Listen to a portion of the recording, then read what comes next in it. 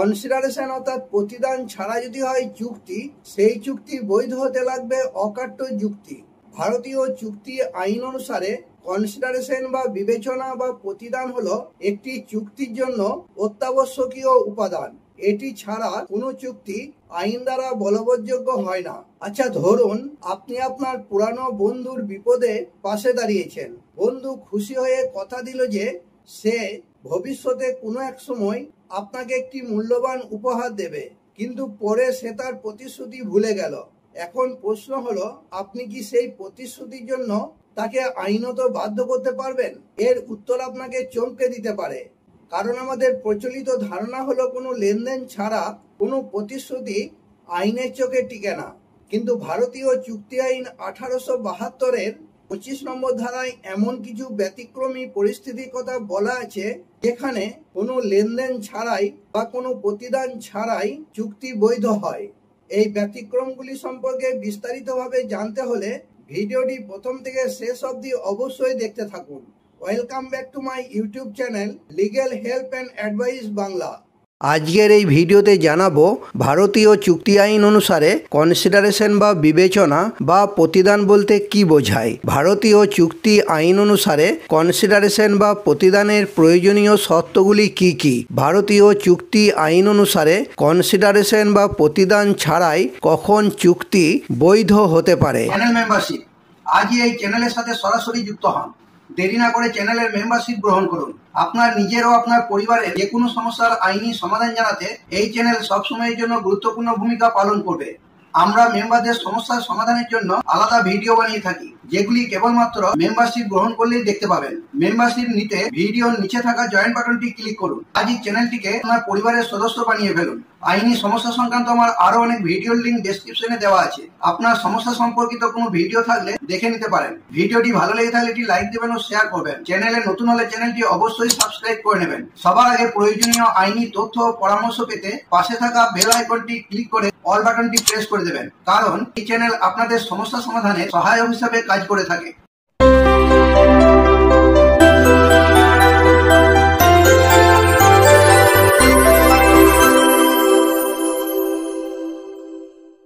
ভারতীয় চুক্তি আইন অনুসারে কনসিডারেশন বা বিবেচনা বা প্রতিদান বলতে কি বোঝায়? কনসিডারেশন বা প্রতিদান হলো একটি মূল্য, সুবিধা বা অধিকার যা এক পক্ষ অন্য পক্ষের কাছ থেকে কোনো কাজ করার বা না করার বিনিময়ে পায়। ভারতীয় চুক্তি আইনের 2(d) ধারা অনুসারে যখন প্রমিসর অর্থাৎ প্রতিশ্রুতিদাতার ইচ্ছায় প্রমিসি অর্থাৎ প্রতিশ্রুতি গ্রহীতা বা অন্য কোনো ব্যক্তি কোনো কাজ করেছে বা করা থেকে বিরত থেকেছে, অথবা কোনো কাজ করে বা করা থেকে বিরত থাকে, অথবা ভবিষ্যতে কোনো কাজ করতে বা করা থেকে বিরত থাকার প্রতিশ্রুতি দেয়, তখন সেই কাজ বিরত থাকা বা প্রতিশ্রুতিকে সেই প্রতিশ্রুতির জন্য একটি বিবেচনা বা কনসিডারেশন অর্থাৎ প্রতিদান বলা হয়। ভারতীয় চুক্তি আইন অনুসারে কনসিডারেশন বা প্রতিদানের প্রয়োজনীয় শর্তগুলি কি কি? ভারতীয় চুক্তি আইনের অধীনে একটি বৈধ প্রতিদান বা কনসিডারেশন হতে হলে কিছু শর্ত পূরণ করতে হয়। শর্তগুলি হলো, প্রতিদান প্রস্তাবকারীর ইচ্ছানুযায়ী হতে হবে। প্রতিদান অবশ্যই চুক্তির প্রস্তাবদাতার অনুরোধে বা ইচ্ছায় হতে হবে। স্বেচ্ছায় কোনো কাজ করলে তা প্রতিদান হিসাবে গণ্য হয় না।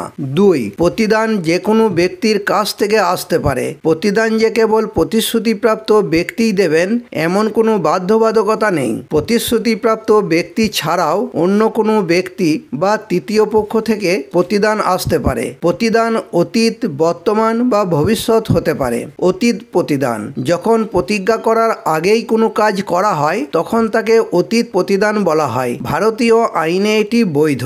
বর্তমান প্রতিদান যখন প্রতিজ্ঞা ও প্রতিদান একই সময়ে সম্পন্ন হয় তখন তাকে বর্তমান প্রতিদান বলা হয়। ভবিষ্যৎ প্রতিদান যখন প্রতিদান ভবিষ্যতে দেওয়া হবে বলে প্রতিশ্রুতি দেওয়া হয় তখন তাকে তাকে ভবিষ্যৎ প্রতিদান বলা হয়। 4. প্রতিদান বাস্তব বা প্রকৃত হতে হবে। প্রতিদান অবশ্যই বাস্তবসম্মত ও আইনগতভাবে মূল্যবান হতে হবে। এটি কোনো অলীক, অসম্ভব বা অনিশ্চিত বিষয় হতে পারবে না। যেমন মৃত ব্যক্তিকে জীবিত করার প্রতিশ্রুতি একটি বাস্তবসম্মত প্রতিদান নয়। 5. প্রতিদান পর্যাপ্ত বা সমান মূল্যের হতে হবে এমন কোনো বাধ্যবাধকতা নেই। প্রতিদানের মূল্য চুক্তির মূল্যের সমান হতে হবে এমন কোনো নিয়ম নেই। আইন শুধুমাত্র এইটুকু দেখে যে কোনো প্রতিদান আছে কিনা। তবে যদি প্রতিদান খুব সামান্য হয় তাহলে আদালত এটি বিবেচনা করতে পারে যে এটি কোনো প্রতারণার মাধ্যমে বা জোর করে নেওয়া হয়েছে কিনা। 6. প্রতিদান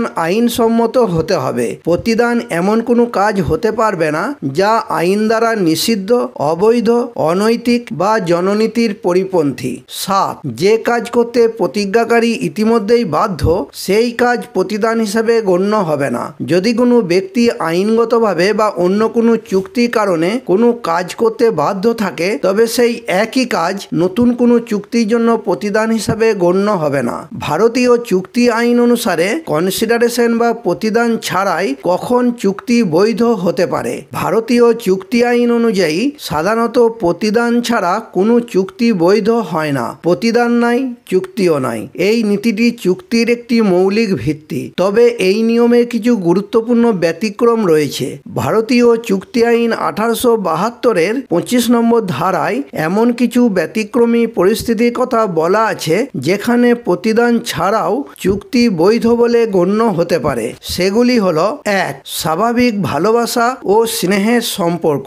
যদি ঘনিষ্ঠ সম্পর্কের মধ্যে থাকা ব্যক্তিরা যেমন পরিবারের সদস্যরা স্বাভাবিক ভালোবাসা ও স্নেহের কারণে কোনো লিখিত চুক্তি করেন এবং তা নিবন্ধিত হয় তাহলে সেটি প্রতিদান ছাড়াই বৈধ হতে পারে। উদাহরণ হিসাবে বলা যেতে পারে যে এক বাবা যদি তার ছেলেকে স্বাভাবিক ভালোবাসার কারণে একটি লিখিত ও নিবন্ধিত চুক্তির মাধ্যমে কিছু সম্পত্তি দিয়ে থাকে। 2. স্বেচ্ছাসেবী কাজ। যদি কোনো ব্যক্তি স্বেচ্ছায় অন্য কারোর জন্য কোনো কাজ করে এবং সেই কাজের জন্য পরে তাকে ক্ষতিপূরণ দেওয়ার প্রতিশ্রুতি দেওয়া হয় তাহলে সেই চুক্তি বৈধ হবে। উদাহরণ হিসাবে বলা যেতে পারে যে আপনি কারো কোনো জিনিস খুঁজে দিলে সেই ব্যক্তি আপনাকে পুরস্কার দেওয়ার প্রতিশ্রুতি দিলে সেটি বৈধ চুক্তি হবে। 3.